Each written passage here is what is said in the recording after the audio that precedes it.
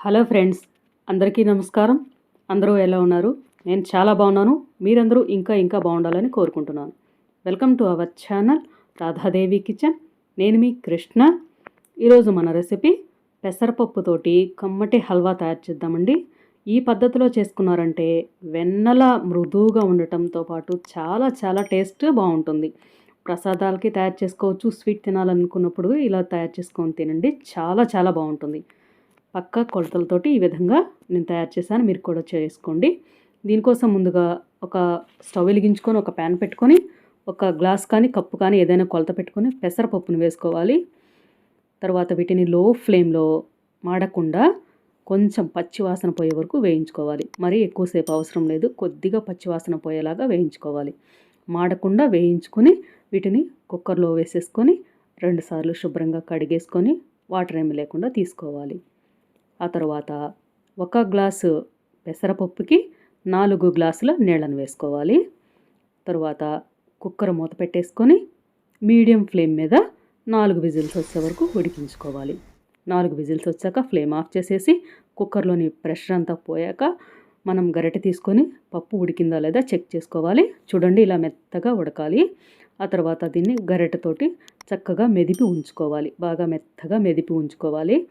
మీరు మిక్సీ జార్లో కూడా వేసుకొని మిక్సీ చేసుకొని తీసుకోవచ్చు. ఇంకా మెత్తగా మనకి పేస్ట్ అవుతుంది. చూడండి, ఇంత మెత్తగా అయ్యాక దీన్ని పక్కన పెట్టేసుకొని స్టవ్ వెలిగించుకొని వేరొక ప్యాన్ పెట్టుకొని అడుగు మందంగా కల ప్యాన్ కానీ నాన్ స్టిక్ ప్యాన్ కానీ పెట్టుకొని 2 టేబుల్ స్పూన్ల నెయ్యిని వేసుకోవాలి. నెయ్యి కాస్త వేడయ్యాక కొద్దిగా జీడిపప్పుని ఇలా ముక్కలుగా కట్ చేసుకొని వేసుకొని వేయించుకోవాలి. ఇవి కాస్త కలర్ చేంజ్ అయ్యాక ఈ విధంగా ఒక బౌల్లోకి తీసుకొని పక్కన పెట్టేసుకోవాలి. ఆ తర్వాత మనం మెదిపి ఉంచుకున్నాం కదా, ఉడికించుకుని పెసరపప్పు మిశ్రమాన్ని ఇందులో పోసేసుకోవాలి. ఫ్లేమ్ సిమ్ము ఆర్ మీడియంకి అడ్జస్ట్ చేసుకుంటూ దీన్ని ఇలా చక్కగా మిక్స్ చేస్తూ కాస్త దగ్గరగా అయ్యే వరకు ఉడికించుకోవాలి. అడుగు పట్టకుండా చక్కగా ఇలా మిక్స్ చేస్తూనే ఉండాలండి. ఇలా కొంచెం సేపటికి మనకి కొద్దిగా థిక్నెస్ స్టార్ట్ అవుతుంది పెసరపప్పు మిశ్రమము.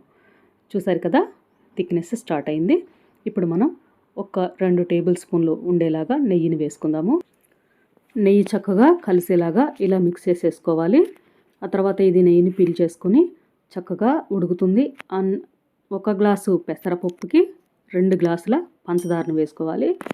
ఈ పంచదార కరిగేలాగా ఇలా సిమ్లోనే ఉంచి ఉడికించాలి. పంచదార కరిగి తర్వాత మనకి కొంచెం పలుచుగా అవుతుంది.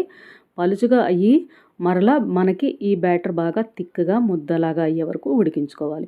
ఈ ప్రాసెస్ అంతటికి దగ్గర 15 నుంచి 20 నిమిషాలు పడుతుందండి. లో ఫ్లేమ్లోనే ఇలా ఉడికించుకోవాలి.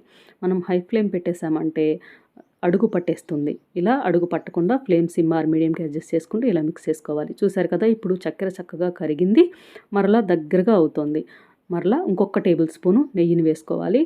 ఇలా నెయ్యిని కూడా వేసుకొని మిక్స్ చేసేసుకోవాలి. చూసారు కదా, మనకి హల్వా కన్సిస్టెన్సీకి వచ్చేసింది మనకి. ఇప్పుడు ఈ స్టేజ్లో మనము ఇంకొక చిన్న టేబుల్ స్పూన్ నెయ్యి వేసుకొని కొద్దిగా ఫుడ్ కలర్ని వేసుకోవాలి. ఇది పూర్తిగా ఆప్షనల్, కలర్ కోసం వేసుకోవచ్చు. మీకు నచ్చకపోతే స్కిప్ చేసేసేయండి. ఈ ఫుడ్ కలర్ని కూడా వేసుకొని ఇలా మిక్స్ చేసేసుకోవాలి. చూసారు కదా, ఇలా చక్కగా అంచుల్ని స్క్రాప్ చేసేసుకుంటూ అడుగు పట్టకుండా ఇలా చక్కగా మిక్స్ చేసుకుంటే మనకి హల్వా కన్సిస్టెన్సీకి వచ్చేస్తుంది. చూసారు కదా, ఈ కన్సిస్టెన్సీ ఉన్నప్పుడు మనకి ఇది కంప్లీట్గా థిక్ అయిపోయింది. ఇప్పుడు ఫ్లేమ్ ఆఫ్ చేసేసుకుని యాలకుల పౌడర్ కొంచెం, అలాగే మనం వేయించుకున్న కాజుని కూడా వేసేసుకొని మిక్స్ చేసుకోవాలి. ఇలా మిక్స్ చేసుకొని కొంచెం సేపు ప్లేట్తో కవర్ చేసేసి దీన్ని కొంచెం సేపు పక్కన పెట్టేసుకోవాలి. అలా పక్కన పెట్టేసుకొని ఆరిన తర్వాత మనం సర్వ్ చేసేసుకోవటమే. చూసారు కదా, ఈ విధంగా తయారు చేసుకోవాలి. ఆరిన తర్వాత మనకి కొంచెం సేపటికి ఈ విధంగా మనకి చక్కని హల్వా కన్సిస్టెన్సీకి వచ్చేసింది. చూసారు కదా, టేస్ట్ అయితే చాలా బాగుంది. ఒకసారి మీరు ఈ పద్ధతిలో పెసరపప్పుతోటి హల్వాని ఇలా తయారు చేసుకోండి. దీని టేస్ట్ మీకు చాలా బాగా నచ్చుతుంది. ఒకసారి ఇలా ట్రై చేసుకొని మీకు ఎలా కుదిరిందో, టేస్ట్ ఎలా అనిపించిందో నాకు తప్పకుండా కామెంట్ రూపంలో తెలియచేయండి. అలాగే ఈ రెసిపీని లైక్ చేసి ఈ వీడియోని మీ ఫ్యామిలీ, ఫ్రెండ్స్కి, రిలేటివ్స్కి షేర్ చేయండి. అలాగే మన ఛానల్లో తప్పకుండా సబ్స్క్రైబ్ చేసుకోండి. సబ్స్క్రైబ్ చేసుకొని పక్కన ఉన్న బెల్ ఐకాన్ని క్లిక్ చేయడం అసలు మర్చిపోవద్దు.